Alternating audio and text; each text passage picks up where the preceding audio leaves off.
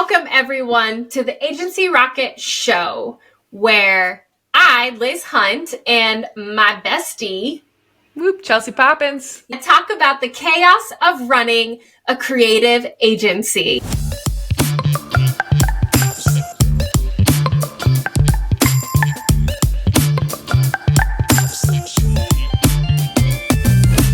So today, what are we talking about, Chelsea? we're going to talk about balancing, how to balance your life, your work life, and your personal life, and if it's possible to have a successful business and be successful in your personal life at the same time. It's a tightrope, let me tell you. And it's going to be an interesting conversation because I think maybe Chelsea and I don't agree on this topic. Dun, dun, dun. Battle Royale. Ooh, I can't wait. So, Liz, what are your beliefs on that? Yeah. I think that you actually can't. I think, like, it's not a thing. You don't get it all. You can't have it all. This whole idea of, like, you can be successful in business, in your personal life, in your home life, in, like, all areas of your life, being successful at it. I think it's actually a myth. I think it's I think it's actually a tool that is used to press people and obviously specifically women, to like distract women from actually being their best. No, I don't think we can be successful at it all, and I don't think we can have it all, and I think that balance is actually a myth. And what we're really looking for is just a good rhythm and just a good, something that we can just live with. I agree with that portion of... No, we literally just told everybody. Okay, we literally just told everybody we were going to fight. And I got so excited to fight. So I know, ready? No, there's pieces of what you say that I agree with. Okay. I do feel like balance isn't a light switch. You don't just have it or you don't. I do feel that it is a rhythm throughout your life where we have multiple like pieces of things you're doing in your life with your family. You have a kid, life changes. And so that rhythm changes with it. And it's never like, I have a good balance. I don't. But I do feel like you can be successful in your business and your personal life. I guess that also depends on what you count as success. What do you count as a successful business? What do you count as being successful in your personal life and those expectations? Yes. I am a firm believer of being able to delegate. I am learning. No, you are not. You are the worst delegator I have ever met. Oh my gosh. You're a liar. I believe you should delegate. I'm going to call you Posh Spice. Be honest. Honest. Hold on. I believe you should delegate. Do I live by it? Okay, David Beckham. Yes. Thank you. I believe you should delegate in your business, and if you have the right people in place. Yeah. Do I delegate all the time? No, not all the time. Because I think, Liz, you feel the same way, like in a fast-paced agency, or I feel like any business, when you have to train someone to take over a role that you already have all the information, you're like, oh, well, if I just did this, it'd be faster. Yeah. But in order to create a better team environment and everything, you have to actually train others to be successful and help you in the business. Yeah. But I do feel like there is a way, if you don't have enough time or capacity in your business and you can lean on someone else to help that business succeed, you can still be successful in your business while you have time to focus on like your family and be successful in that personal life. And like you said, it is a rhythm. It is an ebb and a flow of where your focus is. So I agree with some of what you said, but I also agree that you can be successful in both. Interesting. I definitely think that there are seasons where your business needs more attention. And I think that there are seasons when your family needs more attention, or you personally, maybe it's your health, maybe it's your mental health, maybe it's, I don't know, something else. Maybe it's winter. Maybe it's winter, just like, I do think that there are seasons of your life where specific aspects of your life need more attention than others. And I think that if we can learn how to do that and do it well, that is how we actually get successful.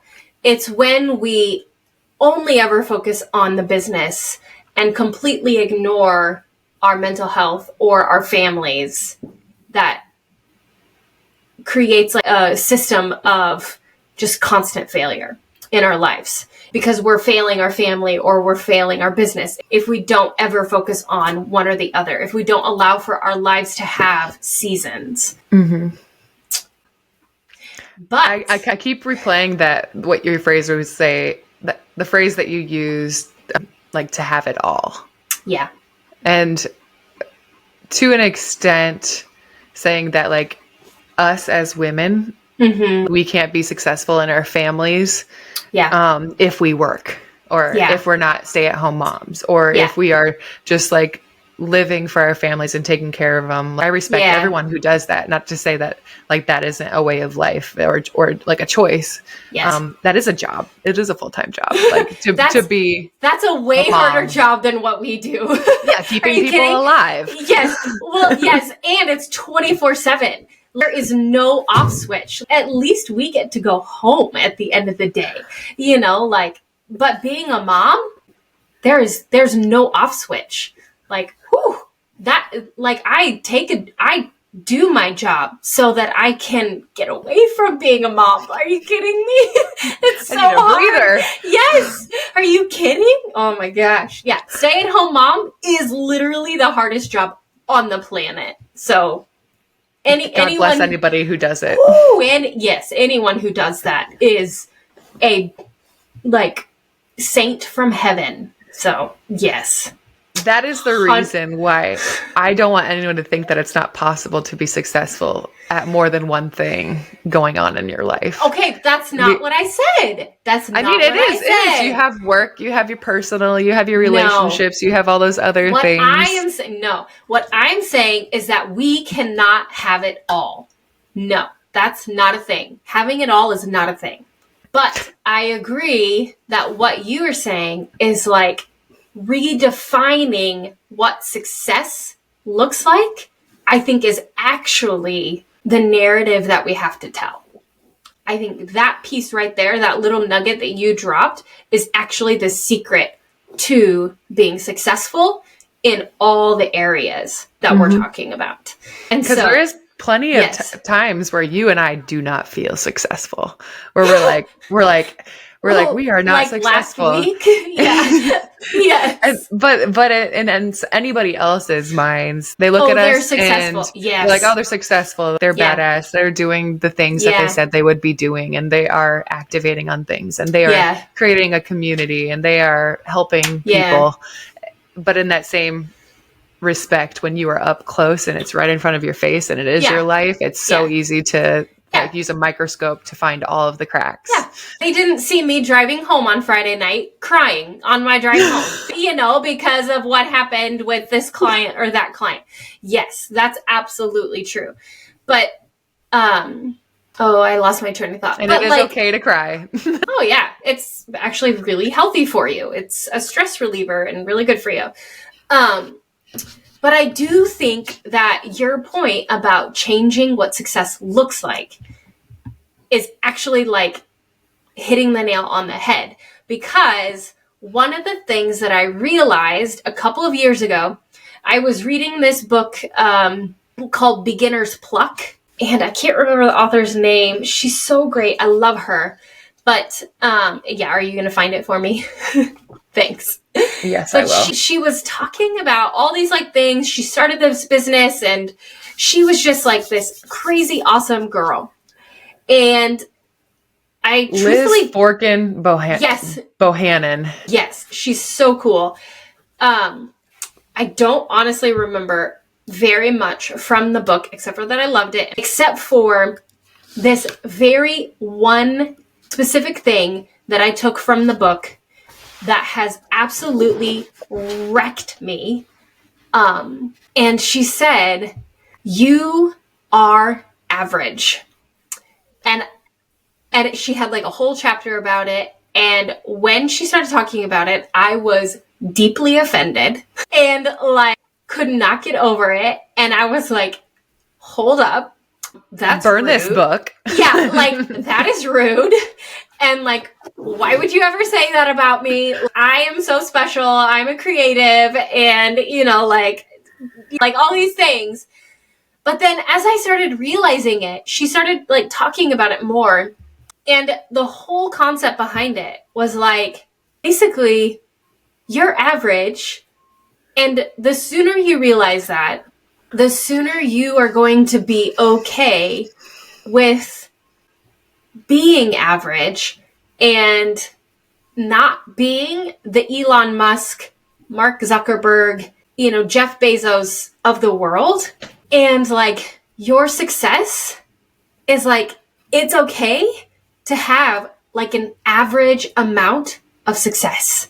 And that like absolutely blew my mind, because for such a long time of my life, my expectations for myself have been making me super unhappy, you know? And like the expectations, I think that we as women and a society are making us super unhappy. And I realized that like that's what we do in so many areas of our life, is that we tell ourselves we can have it all. And then when our lives don't align with that, we're like super unhappy with our lives. We're like, what, you know, like I'm supposed to have it all. Like our expectations are up here for our lives, but then our lives are like down here. And then we're like constantly unhappy with our lives. And so then I started realizing like, oh, it's a mismatch of expectations, because I need to understand that like the success needs a new narrative. My success needs a new narrative. My success needs a redefinition. Mm-hmm. And that was a really, really long way of saying what you said in like one sentence. That's how you and you're very good at like articulating it. I'm like so I think it's, yeah, I'm just so direct and to the point. Or No, I'm like, it's great. Let's cut to the chase. But like, no, I love what you said about like your life needed a new narrative. Like you created music out of it. And, and like you made it into art the way you explained it. Yeah. And I mean, you are a creative director and I'm the executor. So it makes sense. True. That's true. Dreamers and doers. Yes. Yeah. So I think that's like the perfect way to say it, is like your life needs a new narrative. And it comes back to the basics of like the labels that you're put on yourself and trying to like what success looks like within those labels. Yeah. But for me, finding balance in my life for a bit was like hard this year, because I was like, well, I want to find a Christian community that I want to be a part of, a group of ladies, because I wasn't directing my time towards my social life and like my friend group and the people that I'm surrounding myself with. And I'm a firm believer that you are the top 5 people that you surround yourself with. Absolutely. And so I had to rethink about what I wanted to look like and what a successful version of myself wanted to be and what that looks like to me. And then I had to re-examine the friends and the community that I'm surrounded by and if that reflects it. Yeah. And from there, that's why I was I kind of set a theme for my year where I'm like more intentional about being in a Christian community, being around women in business, being around driven, passionate individuals who like kind of like thrive in life and think a bit deeper, and they want more for themselves and they want more for their family. Yeah. And so that's why you and I get along. And I mean, that's also why like you and I joined Pinnacle Forum. Yeah. Just based off of hearing some things from you and your interactions with them. And I love the women in there, and it is great because it is virtual. You're not like in person, but it still gives you a community, a consistent community each week to meet and discuss things with like-minded women. Yeah. Yeah. Sidebar real fast. The group that Chelsea's talking about, Pinnacle Forum, is a faith-based leadership community that does meet virtually, does meet once a week over Zoom. And it's for people like Chelsea and I who are leaders in business, and it's both men and women, so it's all types.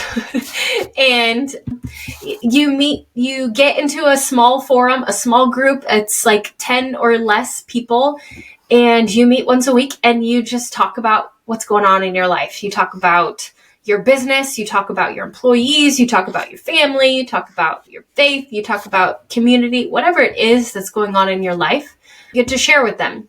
It's only an hour long. It's once a week, and it's a confidential space. I personally love that it's not local, because I get to hear and meet people that are all over the country. And so that's just a quick little sidebar on what Chelsea's talking about. So sorry, Chelsea, go ahead. No, you're good. People needed that context. Yeah. I'll just go on rambling. That's great. But the other side of it is, when you are running a business, it's so easy to be consumed by that business and the workings of it. Yeah. And there's times where like you and I get super passionate about things, and we kind of go into like a manic state of just like working into business because we enjoy working. Yeah. Or we don't enjoy working and it's just a stressful week. Yeah. But I know my relationship this year was struggling to find that balance of hanging out with each other, having quality time, and making sure each of us feels like loved in the way that we receive love and the way we give love. Yeah. And so like I needed to restructure my time, my balance, and I needed to say no to things in order to create that space so that I could feel like I had more balance in my relationships and me as a Christian, and the business side of things and work side of things. And then all those other cups that I needed filled, I had to figure out how to fill those for me to feel comfortable. Yeah. And it is that reshaping of what success looks like to you, even if that cup isn't 100% full. Maybe it's just like halfway full, and that is success. Yeah. Because there's only so much you can give. There's only 24 hours in a day.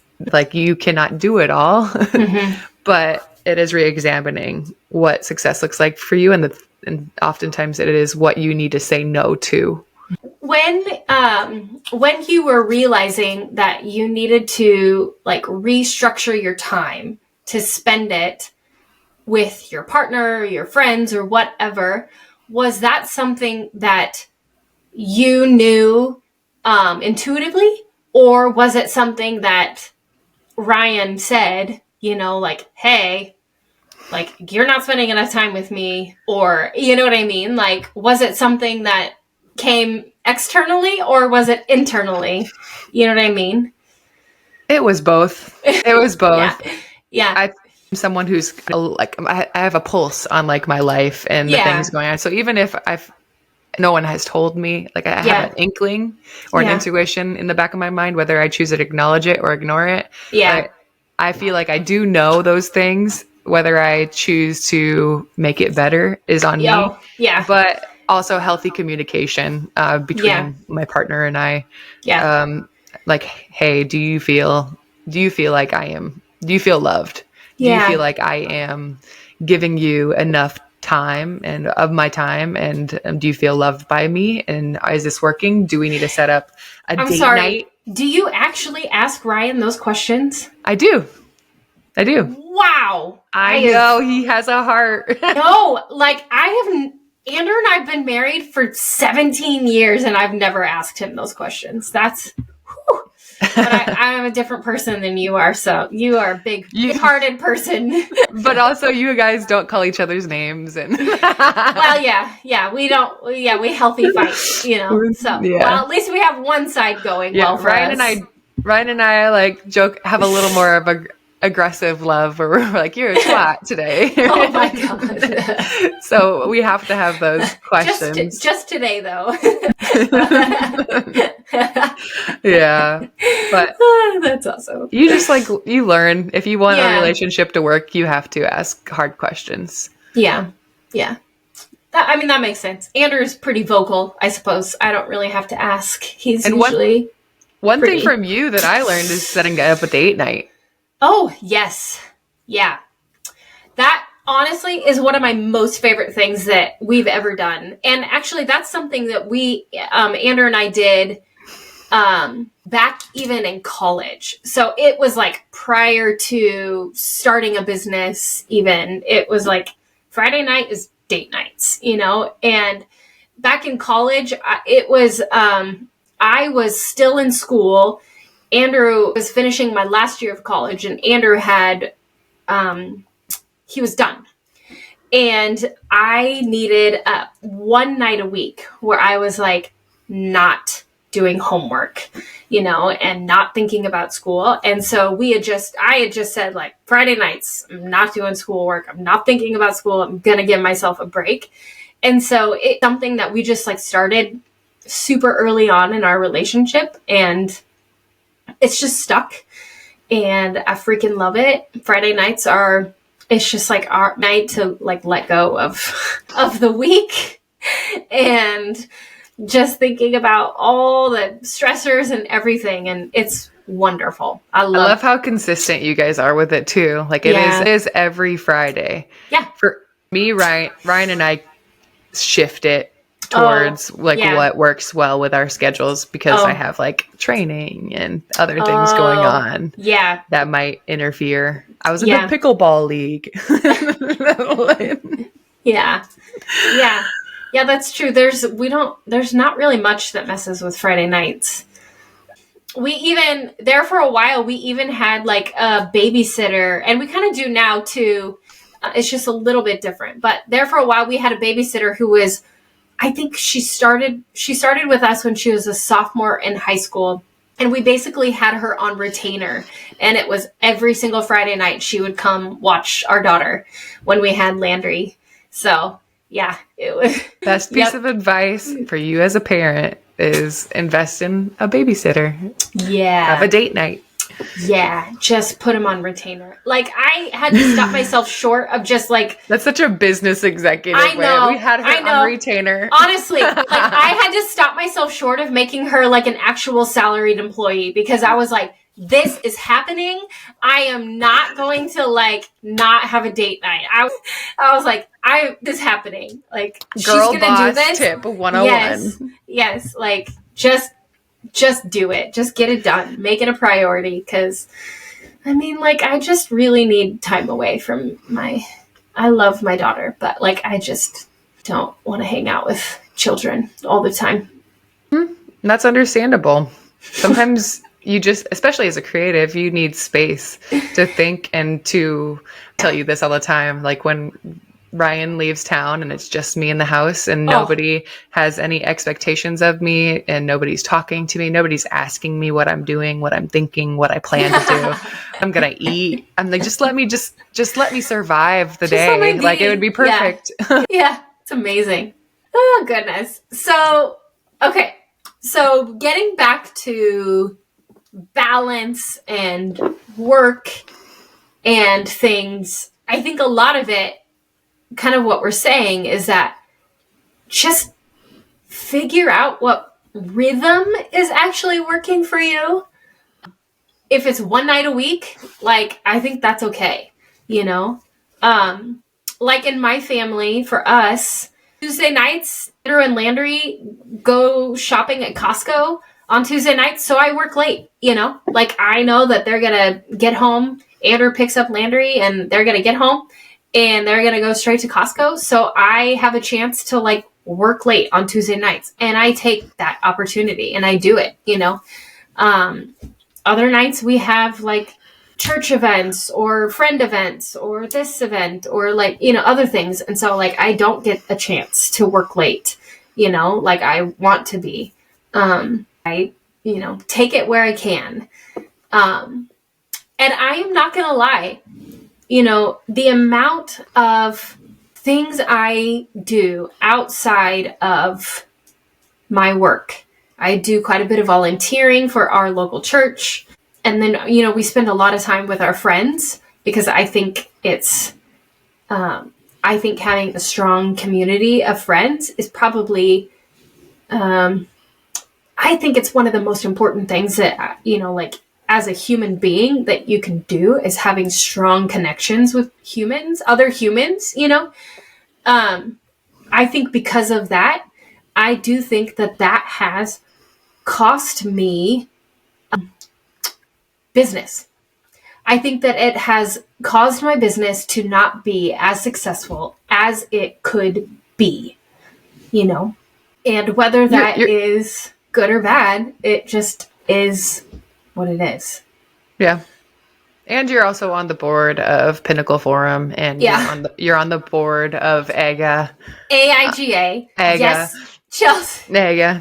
The AIGA. Yes. Yeah. You have sure. other like you have other things. Yeah. So I mean, so do I. Like the training, right. Like you and I have similar mentalities on. In order to be like a successful business, you have to have those connections, and you have to constantly, like, we enjoy helping people. We enjoy being a part of like our community, mentoring and uplifting women in business and uplifting kids. I don't know about you. Mine's like kids, but I train kids and I want to help them in that athlete space. And I love helping my friends just like you, be successful in their businesses and to, like, I feel like if I am capable of helping, I should. Yeah. In whatever way that I can, especially to my close circle. We've spoken in the past about layers to that, but you and I think constantly stay busy and to challenge ourselves, to keep growing, to feel uncomfortable, and because we believe growth comes from that discomfort and not just being stagnant in our lives. So for sure. Yeah.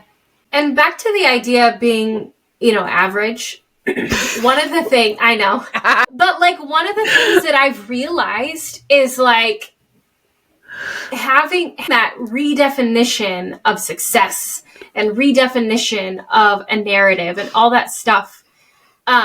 Like, because I am the CEO of my business, and because I am, doing volunteering in some of these other capacities, but I'm also a mom.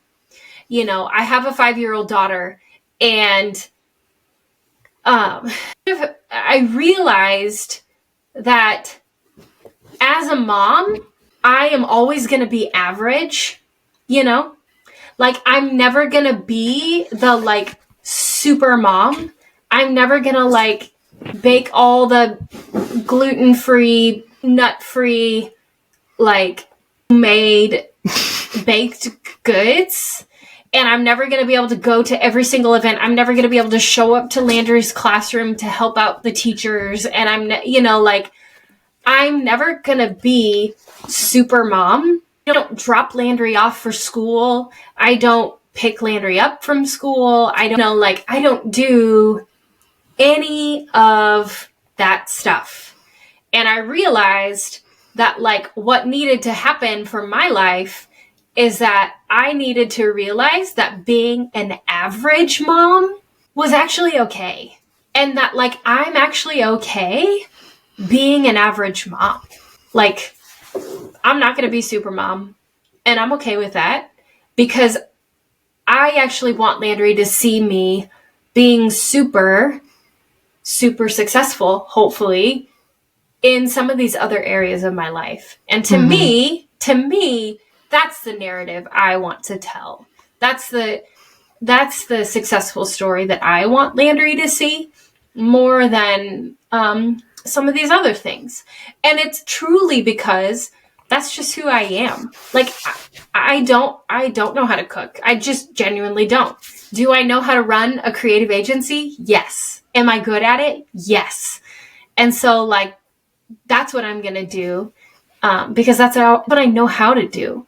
I think you're a great mom.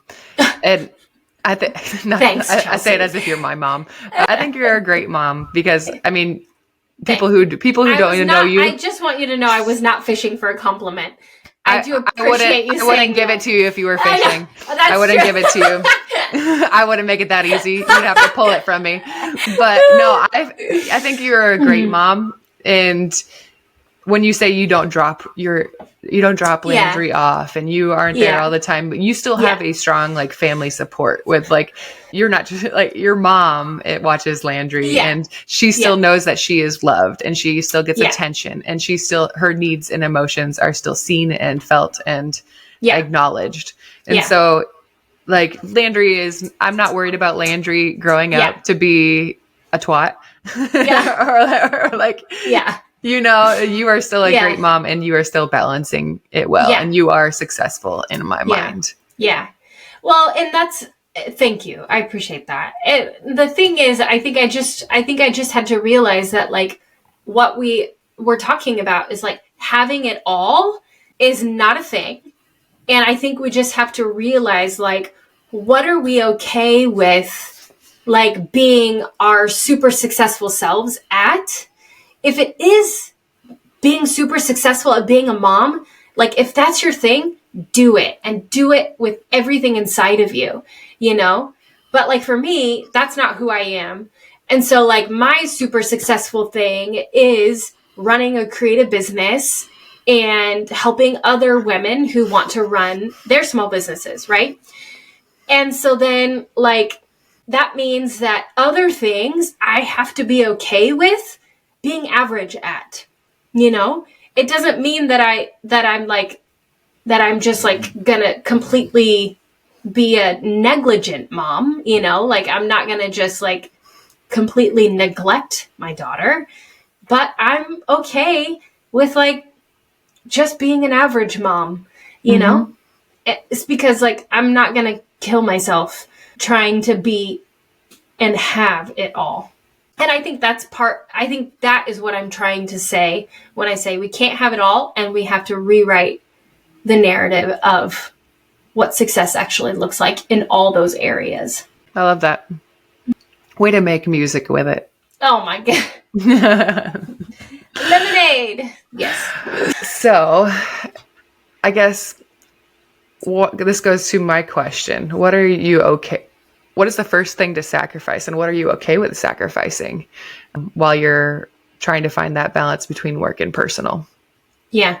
I do think that, I mean, I'll just be really vulnerable and say like, I do think that there are parts of the business that, I do think that I could have been more successful. Like if I didn't care about my family or I didn't care about, you know, being a part of a church community or being a part of my friend community, things like that. Like if I wanted to live without a heart, there are certain things that I could have done, one of which would be to like not even live in the marketplace that I live in, you know, like the area that we live is a fairly small marketplace.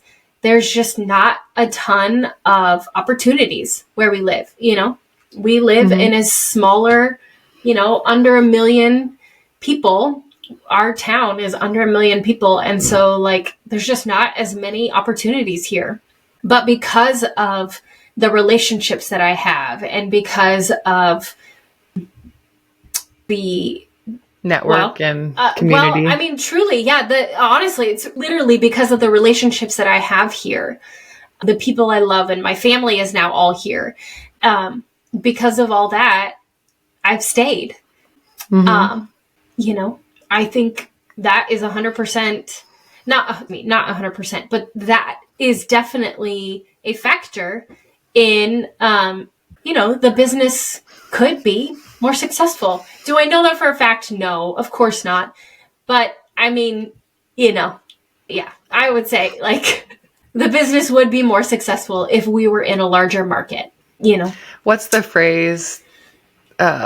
Whatever dog you feed. There's like a phrase that's kind of whatever dog you feed is the one that will thrive. Yeah. And I think that makes like perfect sense in the balance of your life and the rhythm of your life. And if work, like your explanation makes perfect sense. Yeah. you don't aim to be the devil wears Prada and to be stomping on souls left and right. And you have a heart and you lead with it. And that's why you're so successful at DayCloud as the CEO, and empathizing with them, like your team, your teammates and clients and everybody else. So I think that's also like the culture of DayCloud too. Yeah. And it wouldn't be the same without that mentality. Yeah. For me, I would say, what have you sacrificed? I would say, honestly, I've been growing up being an athlete and like playing in college. I've come and like living overseas and going to the next country every couple months. Like I've learned to sacrifice my social life. Yeah. I've become so comfortable sacrificing my social life. Yeah. That in order to be successful, in order to be disciplined because in college, you have to have your priorities stacked. Yeah. You have your faith, you have your family, you have your school and your sport, because without school, you cannot have your sport. Yeah. But if you don't have your faith and your family, those are always going to be the top tier things. Yeah. Yeah. And so social falls somewhere underneath here. If you can squeeze it in, perfect. If you can't, like that, you just can't. And, or you won't, if you try to fit it in, all those other areas will suffer. You will not be good at your sport. You may lose your scholarship. You might like not be good at your academics and still lose your scholarship. The things that like, so I always got so used to sacrificing my social life because that's where my priorities lie. Yeah. I didn't care. Like I would find time to have friends after season or things like that. And even living in a different country, like you're alone. And I think that was my favorite thing, like, was to run away from problems and people and be like, oh, I don't know if I can go to your wedding or your baby shower and in a couple months, like I'm going to be in like Switzerland or something. Like that was my favorite. Like it was a refresh in my mind to just be like, I'm going to be in a completely different zone and chapter. And that's just how I feel right now, but I don't have kids. Right. I don't have all of those other areas to balance either. Like my alone time. I have friends, but it is a small circle. And I think that's the area where I'm most comfortable sacrificing. Yeah. That's so interesting that you feel like you did sacrifice your relationships. Basically, is kind of what you're saying. And then I'm saying, I feel like I sacrificed some of the success of my business for relationships. That's interesting. Go ahead.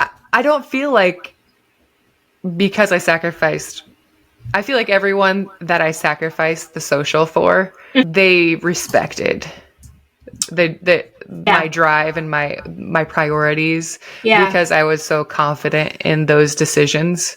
Yeah. And if they didn't respect it, I don't know where they're at now. Like, And that's the thing. Same here. It's like, I mean, who knows if I actually would be more successful, if I had more friends or if I didn't have as many friends, Yeah. That's interesting. It is. Like shoulda, coulda, woulda, A what if life. Yeah. But you and I are like 10 years apart and and living completely different lives. Excuse me. That is not true. We're like 5 years apart. Yeah, but we've lived totally different lives. Wow. Yeah, that's true. But I didn't start my actual like career until I retired from basketball. I had jobs here and there. I mean, basketball was a full career. It was a full career, yeah. Your second career, you mean? You didn't start your second career. I felt like I didn't start my life, and I had to play catch up with other people's lives because they had been, it's almost like I put my life on pause to play basketball, pro ball for that long. And then when I retired, everyone had relationships. Everyone had been in their careers for years. Yeah. And I'm like, well, I'm single. I haven't had like my resume says pro ball on it and a couple other things. Yeah. And I just felt like so, not alone, behind. That's the word. I felt so behind on life And I felt like I needed to catch up as fast as I could. Yeah. And I think that's the piece, because I'm like, well, if in order to do that, like I have to work hard, I have to find a job, I have to sacrifice things again in order to be successful. Yeah. Yeah. Interesting. So we all sacrifice things, for better or for worse. I think that's maybe some of what I haven't quite figured out yet, just personally, for better or for worse, like we all sacrifice stuff. And I think my relationships with people and family and things like that, I think I definitely am a better person for it. And I'm super thankful for all of them. Sorry. Yeah. Like some people choose a different path and like they don't choose relationships, or it's that same idea of like you reap what you sow. So it's like if you sow into relationships, you're going to reap good relationships. If you sow into your business, you're going to reap good business. If you sow into your marriage, you're going to reap good marriage. Just like all those things. It's literally that principle of like you reap what you sow. So like if you sow into specific things, that's what you're going to reap in your life. And I think that is like what we're talking about essentially. Yeah. There's seasons in your life and you got to reassess what dog are you feeding during this time. Okay. Well, on today's episode, we talked about balancing our personal and work life and what does it mean to be successful in both. And redefining that narrative, being okay with being average, and a lot of other things that we cover, to be completely honest. Be average, everybody. It's great. Be super average. You're perfectly fine being average. Moral of the story, tips from DayCloud, be average. Be okay being average. Yeah. on the things that are small. Like, I just feel like I should caveat that. Disclaimer. Yes. We're going to have a shirt that says it's okay to be average. That's a great idea. Just average. All right. Well, thanks for tuning in. If you like our podcast, like, share, follow. We love any good feedback. You can email us at show@agency-rocket.com. We'd love to hear from you. Agency. All right. Peace out. Bye. Bye. Bye. Bye. Bye. Bye. Bye.